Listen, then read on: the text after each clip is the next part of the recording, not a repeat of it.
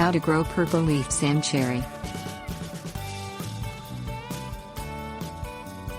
Prized for its fragrant blossoms and striking purple foliage, the purple leaf sand cherry Prunus x cistena is a common sight in landscaping within U.S. Department of Agriculture plant hardiness zones 2 to 8.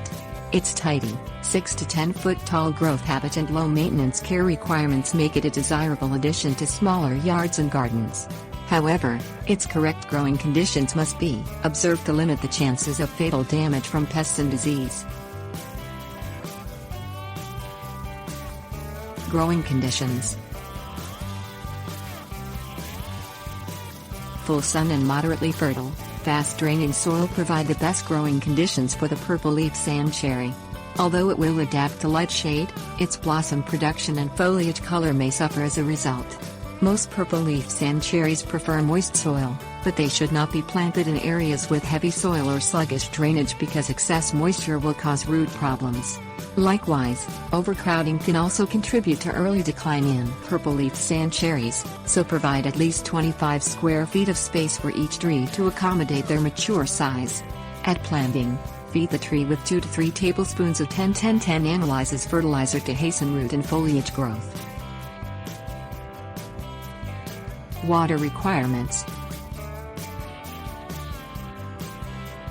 Purple leaf sand cherries need regular, deep watering during their first year in the garden to encourage deep, healthy root development. Provide roughly 1 inch of water weekly during dry weather, moistening the soil to a 6 to 15 inch depth. Established purple leaf sand cherries are drought tolerant by the 3rd year and need no supplemental water except during periods of extended drought or extreme heat. Provide water in summer if the tree shows signs of stress such as wilting or foliage loss, wetting the soil to a 6 to 15 inch depth. Winter water is seldom necessary, but may be advantageous if the weather is dry, cold and windy. Fertilizer needs. Purple leaf sand cherries are light feeders, requiring very little supplemental fertilizer to perform well. However, a light annual application of general-purpose fertilizer may help encourage more lush foliage growth and flower production in new and established trees. Feed each year in early spring before new growth emerges. Sprinkle 2 cups of 10-10-10 analysis fertilizer under the drip line of the tree and scratch it into the surface. Water as usual after feeding, then spread a fresh 3-inch layer of mulch over the fertilizer to shield the roots, keeping mulch away from the trunk.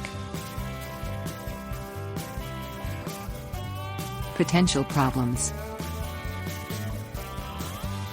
For all their good qualities, purple leaf sand cherries are not without drawbacks.